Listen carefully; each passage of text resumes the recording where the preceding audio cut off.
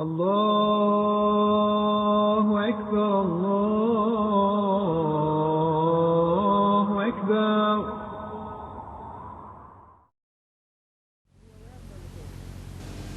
I was born in India, in a village, on the 1st of July, 1918. In August 1927, I reached Durban, South Africa.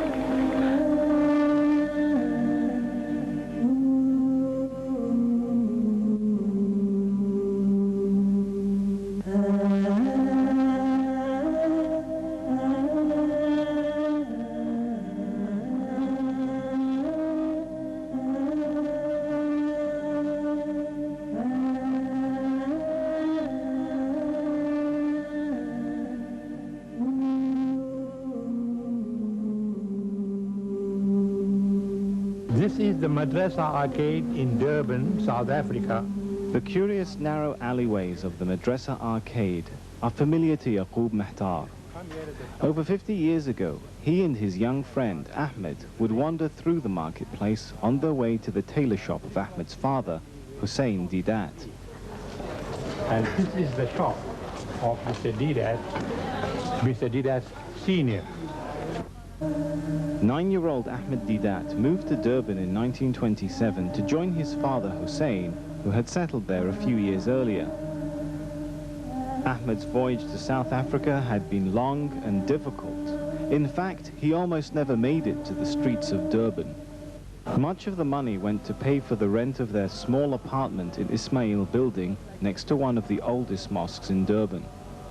One of Ahmed's neighbors in the building, Ahmed Suleiman Beylim, would eventually become one of his lifelong supporters. This is the building, and on the right you see this apartment here. Ahmed Deidat and his family stayed, and I used to be his neighbor. Next one, which is in apartment number 2. So you are very close. So we're very close. In fact, nice people, but the family was very poor people. Ahmed enrolled at the Anjuman school, where he was in Standard 4. It was the first time he had seen the letters ABC and heard the words yes and no.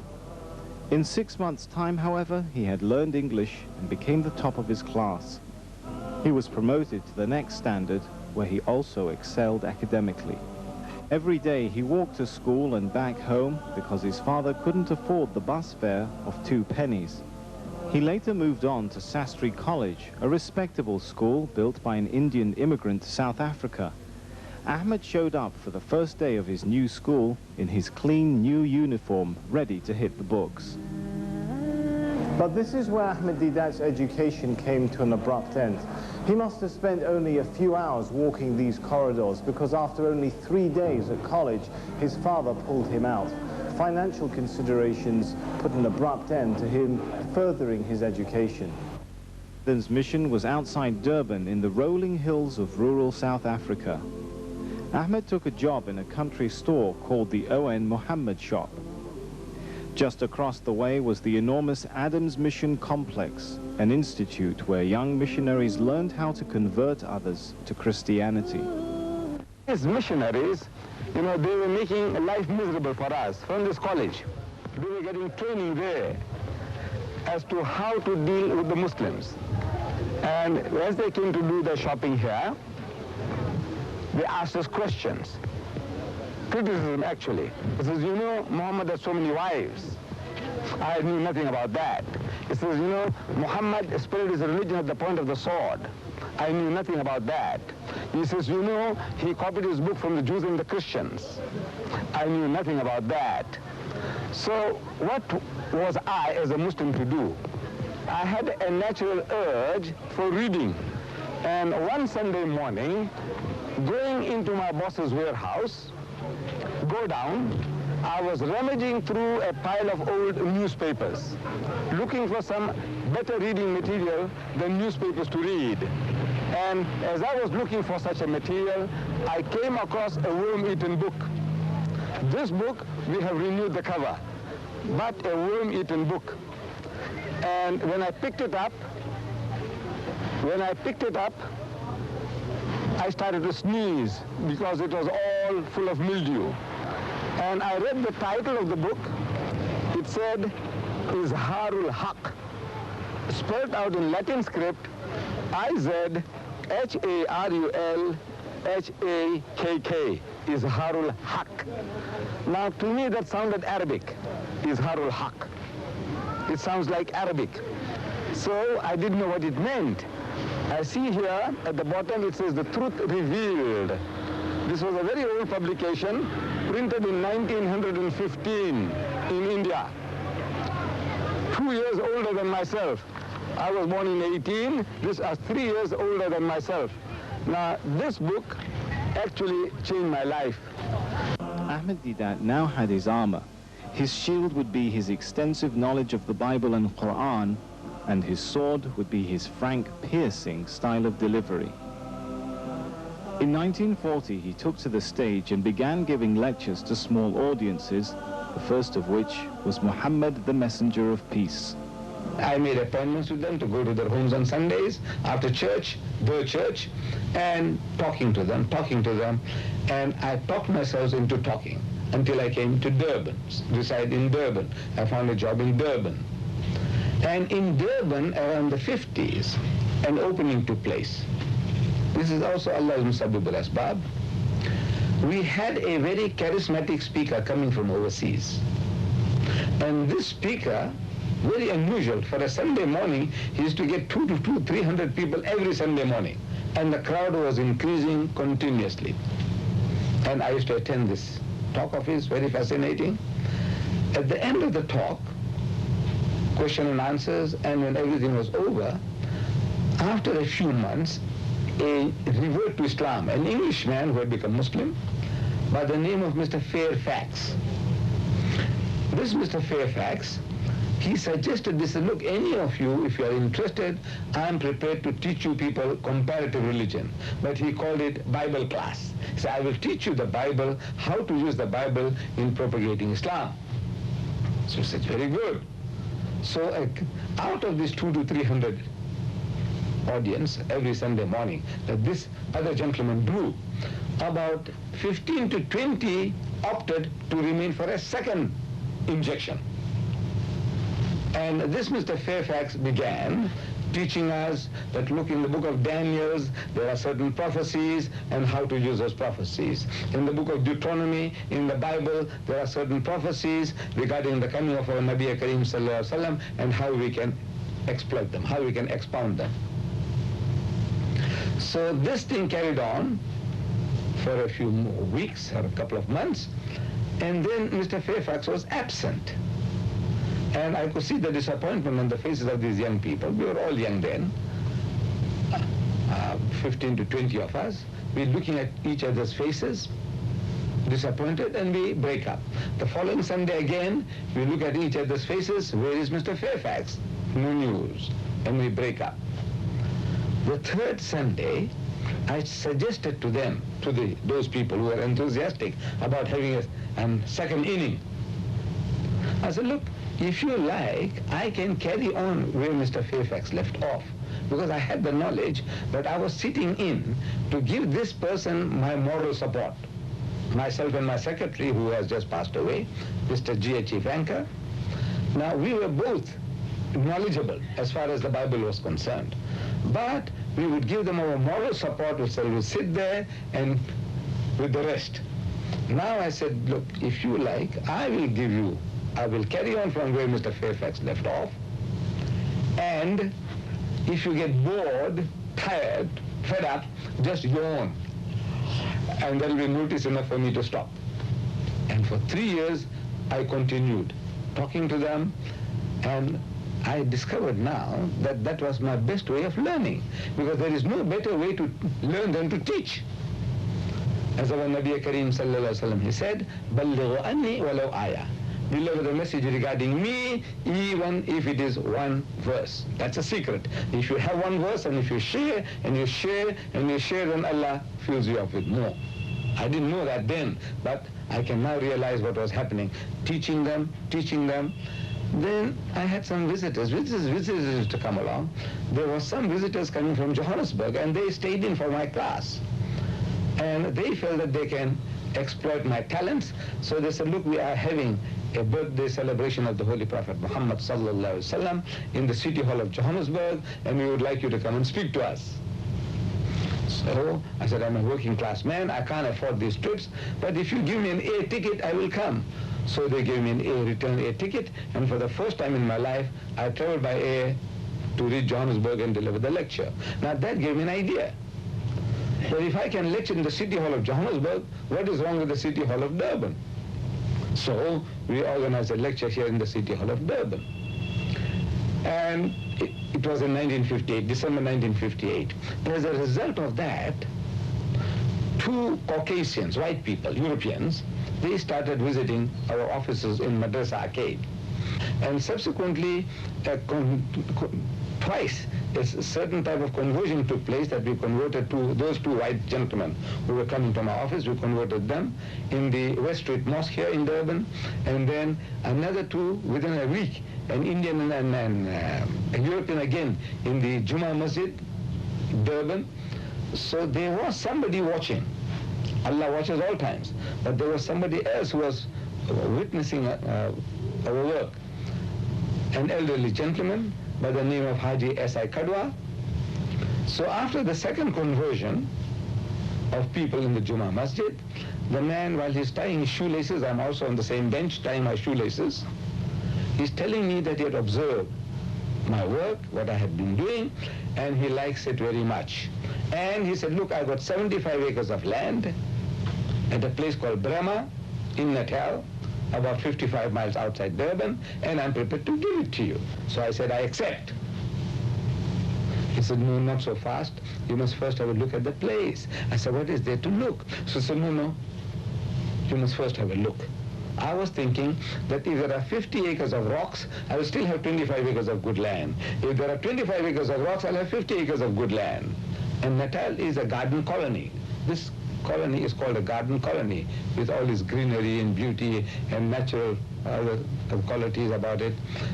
So he said, no, you must have a look. So I, with our trustees, I went down and I saw the land and I accepted it and I started establishing an institution called As-Salam, where I could train Muslim missionaries. It is functioning at the moment. Ahmed and his family uprooted from Durban and moved 80 kilometers south to the uninhabited hills surrounding As-Salam. He had to chop down trees just to reach the land. Once he arrived, he immediately put his hand to the plow in establishing the institution. But Ahmed was devoted to spreading Islam in the best way he knew how, by speaking. His wife, Hawa, was at first shocked to see her husband doing so well up on the stage. I thought, can this man talk? But his talks gained in popularity until eventually he found himself here at the town hall in Durban. He now had a full house of around 2,000 people. Deedat's lectures here were some of the few events in which segregation briefly disappeared. His message was that there were many contradictions in the Christian Bible and doctrine, and that Muhammad was indeed a noble messenger sent by God. Ahmed's preaching began to take over his life. He moved to apartment number 45 Hussein building, where he put in countless hours of planning as well as budgeting. We have been doing a certain type of work in that we were using the Juma Masjid Durban for attracting visitors. So we started advertising the Juma Masjid Durban. In the Durban Corporation brochure, they give out to visitors, tourists, we saying that visit the largest mosque in the southern hemisphere. For a free guided tour, phone 27054. That was a very old number. And people used to phone and they used to come. Because generally to the tourist, they didn't know the difference between a mosque and a temple. To them now, these are synonymous terms. So they came and we explained to them what goes on. We gave them free literature. And this was one of our major works that we were doing, giving out literature and explaining Islam. If I were to tell you, you said, look, what is the name of the God that you worship? And if I said Muhammad, for example, if I said Muhammad, immediately you think of a camel driver born in Mecca, some 600 years after Jesus, right? And if you know his history, so yes, his father's name was Abdullah, his mother's name was Amina, and he was born in Makkah, he died in Medina, he's buried there, so you have a mental picture. So as soon as you have a mental picture, it's rejected in Islam. You can't have any name which creates a mental picture. We Muslims, we say that call God Almighty by any name. Call him by any name, as long as that name is not contaminated. And holding lecture meetings throughout the country on different topics where we can enthuse the Muslim with regards to propagation.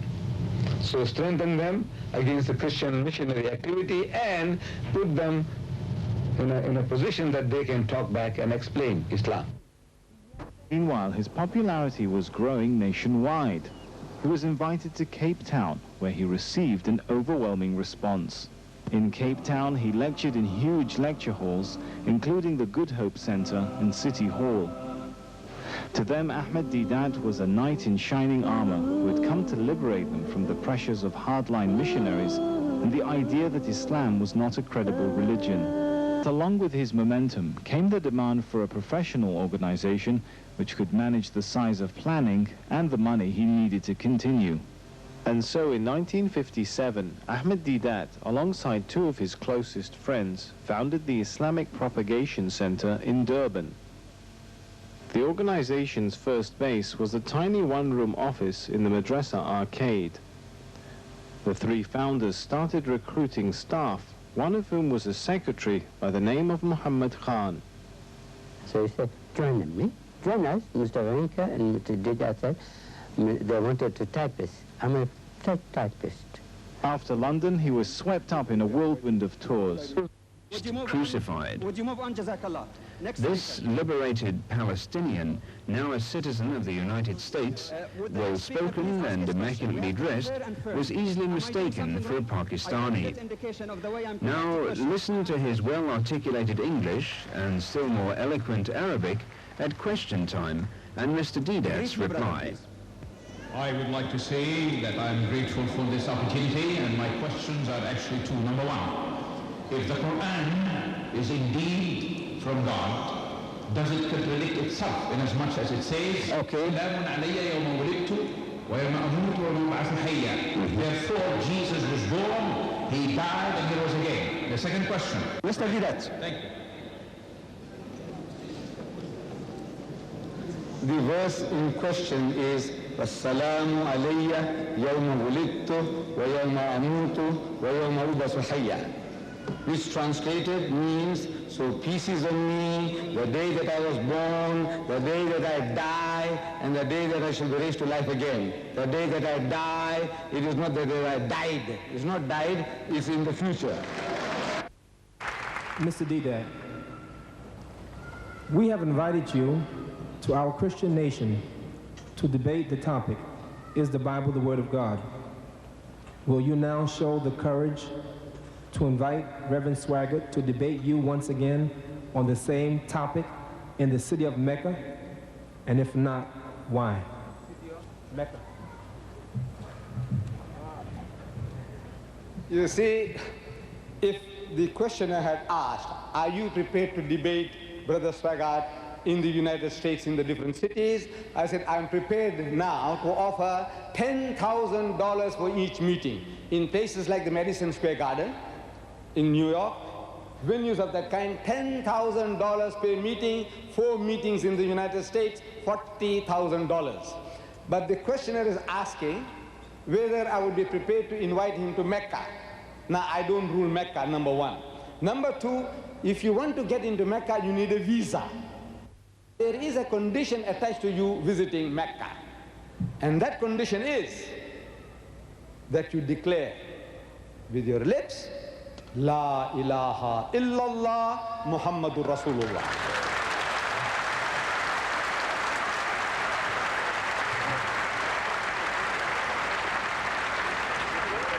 The meaning is that I believe that there is but one God, not Father, Son, and Holy Ghost, not Jesus, that God. I believe in the one and only God, Allah, which is His name. and that Muhammad is the last and final messenger of God. You feel that condition, you are welcome to come to Mecca. I have here a poison. And you please testify for the audience that you have the true faith in Jesus. I'm telling you what I'm going to do.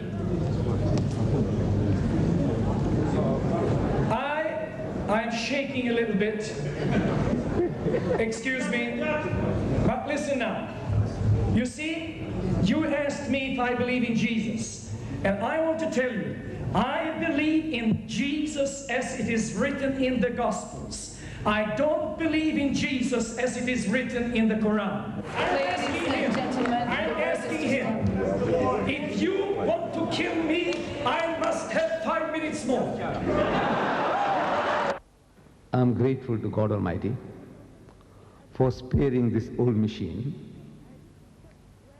to be able to come across the Indian Ocean into a country which my people call down under. I know that's what you said, down under, the country down under. You know, on the globe of the world, you say this is the country which is down under. So I don't know how you people manage to remain here, I don't know. In Europe, they used to say, see Venus and die. Meaning, that's the acme, the greatest thing that you can see is Venus. You know, the city on the waters, the waterways. It's Venice. In Italy, I think it is. Venus. Venice. So see Venice and die. Now I can go back to my country and tell my people, see Sydney and die. No. We started with advertising the Quran in our local Sunday newspapers, one called the Sunday Tribune. We advertised Quranic verses under the heading, The Quran Speaks, a message from the Quran, and giving our name and address that further inquiries can be made, and for free literature they can write. And then the same thing we started doing for the African people in the Zulu language newspaper called Ilanga Lasi Natal, meaning the son of Natal, in which we had Ikuran Yakuluma, which means what the Quran says. And again, the same technique, verses from the Quran translated into Zulu and offering people free information and literature. In buildings you'll find the sign saying, read Al-Quran, the Last Testament. Read Al-Quran, the Last Testament. During the day, the sign is there, and at night, it flashes, the color. So in other words, attracting people's attention. We have so far handled this office of mine, some 85,000 Holy Quran translations, Arabic text, translation and commentary, which we have been selling, and what returns we get gets plowed back into propagation. I want to help the people in Sri Lanka and in India, Pakistan, in the UK. We want to do this, that the Quran is made available. We are reproducing videotapes of our lectures, mostly on comparative basis. Like this particular one, it says Muhammad sallallahu alaihi wasallam in the Bible in response to Swagat. Whole world is crying for these tapes because it's something novel to them. It's really a novel thing because they have heard lectures about only addressing Muslims, how to make salat, we must give zakat, we must not drink, we must not gamble, we must be attired Islamically and all that. They have been listening to that continuously for centuries now, for decades. But now comes along something novel most especially people in a Western environment, like in the United States or in any other country where Muslims are, where the Christian missionaries are making onslaughts, like in India and in Pakistan and in Bangladesh and in Indonesia, wherever the Muslims are, we find that they are under attack and they don't know how to respond. They don't know how to respond to these Christian missionaries. So our tapes are doing that job. So there is a demand all over the world, so the department is expanding and increasing. So we have now exploited the machines, these electronic wizards, by creating what we call Islamic telecoms. We have two in Durban at the present moment. one in our own building here, two of our shops, we took them over, shops in the building, and we changed them into Islamic telecoms. What happens there is that in the window, we have a monitor that at least 16 hours a day, our programs are being played, passers-by are being attracted. Then inside, we have seating accommodation that the people can come and sit inside, watch the monitor inside in comfort. We have now started training da'is, people who can go and propagate Islam. Because the Muslims all over the world, where I go and lecture, they seem to have taken a liking to my approach. Because something that was lacking in, that the Muslim didn't know how to approach the non-Muslim, the Jews, the Christians, the Hindus, and I'm showing them how it can be done. To me, it's just a very natural thing to do, which Allah Bari Ta'ala gives us the secret in the Holy Quran when He says, Qul, tell them, Ya Ahl al-Kitab, O people of the book, O Jews and Christians, Ta'alaw, come. Ila kalimatin sawa'im baynana wa baynakum, that we come to common terms as between us and you. Let us get onto a common platform. Some understanding us about basics. And then Allah Bari Ta'ala tells us what to talk about. But now we have not been doing that because we don't know how. Allah is telling you on a common platform, talk about this. Allah na'budu illallah, wa la nushrika bihi shay'an, wa la yattakhidha ba'duna ba'dan arbaba min dunillah. The most memorable visitors here was the head of a Catholic church body, Mr. Dawood Ngwane. I was looking for a particular book in my son's bedroom. There's a pile of old books in my son's bedroom. I was looking for a book that I wanted to use. And while looking for this book, I found this little booklet. And the title attracted my attention, Crucifixion or Crucifixion. I thought, what does it mean? So that day I read the booklet 3 times. I tell you that I couldn't put the book down during my supper time. That day, Mr. Ngwane's world was turned upside down. At the age of 63, he began a new life as a Muslim. But he was never able to have another conversation with Ahmed Deedat at the IPCI. The vibrant, dynamic orator was violently catapulted into a body which no longer worked. He suffered a stroke which left him completely paralyzed from the neck down. Unfortunately, Providence would have it, on the 3rd of May 1996, Sheikh Ahmed Deedat was struck by stroke whilst on duty and became incapacitated, being unable to move any limbs, unable to speak, and unable to eat. However, Providence in its mercy retained Sheikh Deedat's hearing, eyesight, and ever sharp and alert mind. Sheikh Deedat communicates with a unique combination of eye movements, identifying the English alphabets. For the past 6 years or so, Sheikh Deedat is now confined to his bed in Beirdam, but still influencing and changing the hearts of people all over the world with the legacy of his books, videotapes, and infrastructure that he left behind at the IPCI. Despite his handicap, Sheikh Deedat has dedicated and dictated many books from his bed via the eye communication method. However, it can be said with humility that no other South African, or perhaps no other Sikh person, has had so many visitors from all over the world, ranging from government ministers, TV crews, from major international networks, religious leaders of all religious groups, academics, scholars, and ordinary people. In this snippet, we see Minister Louis Farrakhan from America paying a visit to Sheikh Ahmed Deedat at his home with his entourage on his recent visit to South Africa. And last night, I had the privilege of going to meet one of my heroes. Who is that? Ahmed Deedat, one of the great champions of Islam. He's a hero of mine. We have shared many days together. He visited me in my home in Chicago, Illinois, and I visited him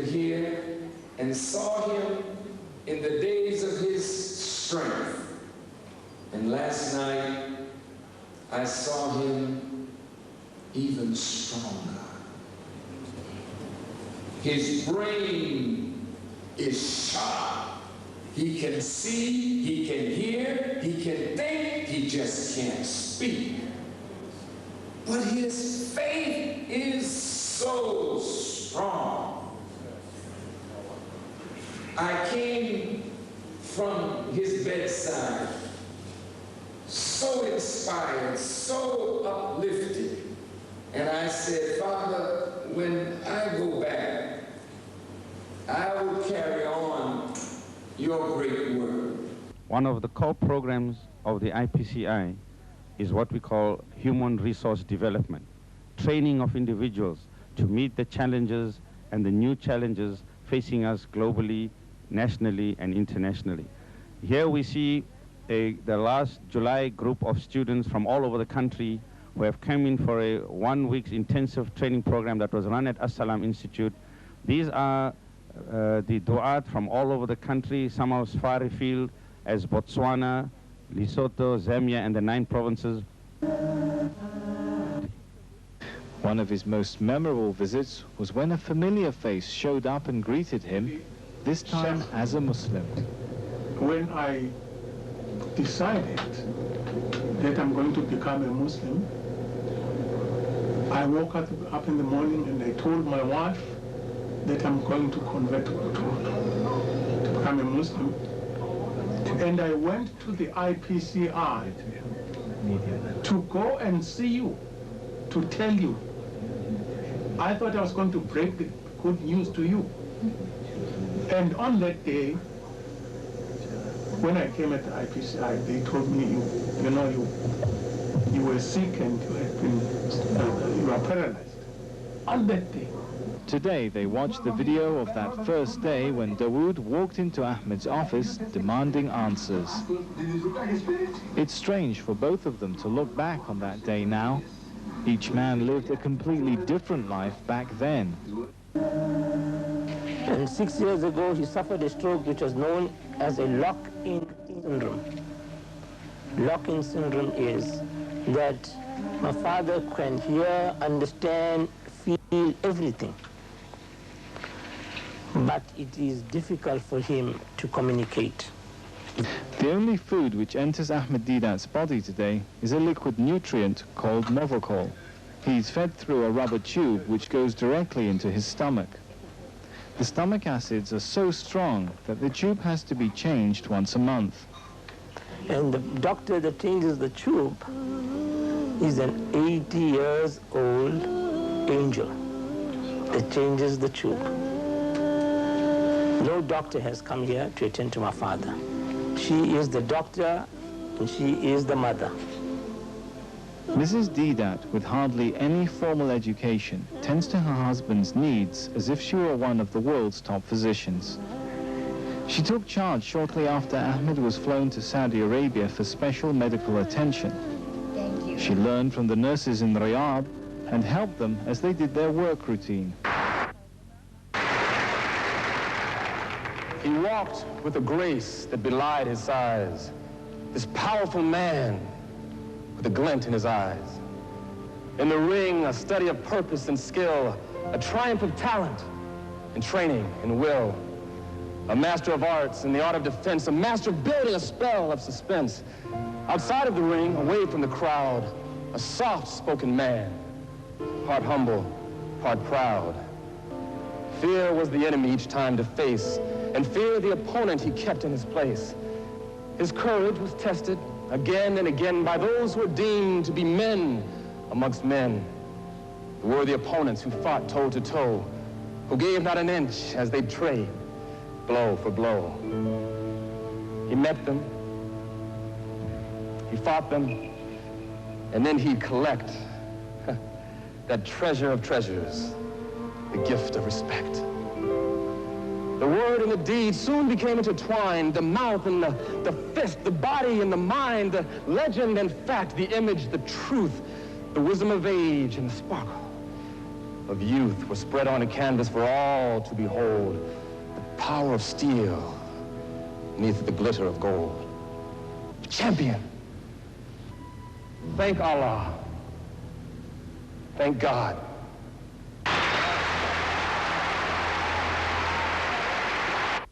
Touched the hearts of our listeners, both young and old. Sometimes you made us laugh, and sometimes you made us cry, but your message was always clear. Do dawah. Although you will not be on the air, you will still be on the lips of all those who listened to your lectures during the past 2 months. Some say you are too hard in your method, but ask those who came in from darkness into the light of Islam. You were armed with a pen, yet you took the world by storm. You gained the respect of the Middle East, and you earned your heavyweight crown when you took on America's giant, Jimmy Swaggart. You were the king of the stage, the best of the best. And then Allah subhanahu wa ta'ala said, enough, Mr. Deedat. You have done your best. Now, as you rest, your videos and books speak for you. We salute you, Sheikh Deedat. We honor you, Sheikh Deedat. We love you, Sheikh Deedat. Jazakallah. يا شيخي يا إمامي شيخ الإسلام أحمد ديدات فإنك خير الناس أنت المبارز لإعلاء دين الله أنت المناجز وإنك أسخى الناس أشجع فارس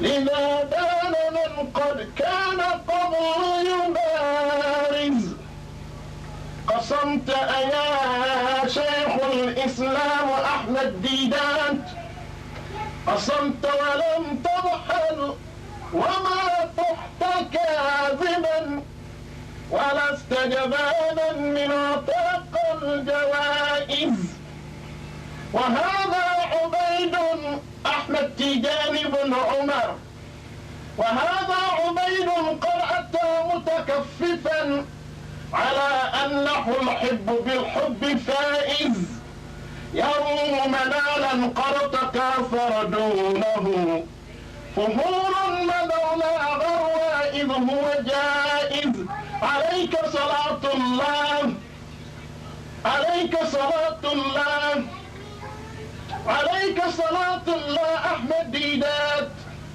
عليك صلاة الله ثم سلامه وعلى أحبابك على الدين بارزوا الله الله الله أيا عباد الله اذكروا رجال الله انشروا دين الله واعملوا لله واشكروا لله بشراكم في الأيام بشراكم في الجنان يا شيخ أحمد ديدات حافظ كتاب الله محيي دين الله يا مواطن الأبي يا مؤمن التقي يا مؤسس القوي بشراك في الأيام بشراك في الجنان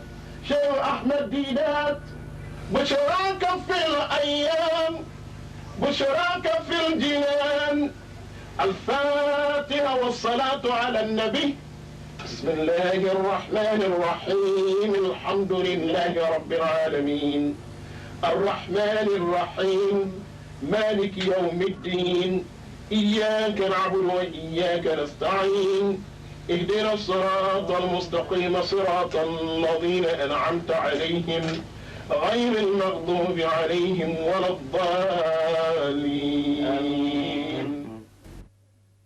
In the meantime, his legacy is already moving in the lives of others, and the IPCI is busy keeping pace with public requests.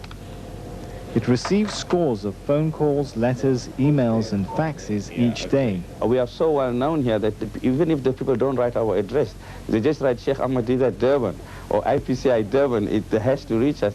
The current trustees of IPCI are Mr. Ahmed Said Mullah, who is the Amir, Mr. Tahir Sitoto, an academic at Natal University, Mr. Yusuf Ali, Dr. Khatija Molloy, who is an academic at Rao University, Mr. Ibrahim Jadwat, Mr. Dawood Ngwane, the attorney, Dr. Muhammad Khan, Mr. Harun Kala, Mr. Akhtar Token, and Mr. Anwar Belem.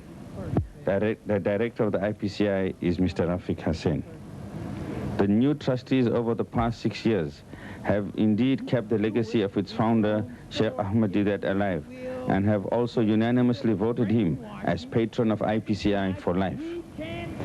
However, many sweeping changes, politically and otherwise, have taken place both in South Africa and globally, changes that brought into play new scenarios and new demographics. The IPCI had to meet these new challenges. One of its intervention measures was to bring in international guest speakers. Over the past few years, the IPCI brought the following dynamic personalities to our shores. Dr. Ali Musa from America, a previous drug lord turned social reformer. Dr. Khalid Al-Mansour, an academic from America. Dr. Deborah Mubashir, a former Baptist minister from America.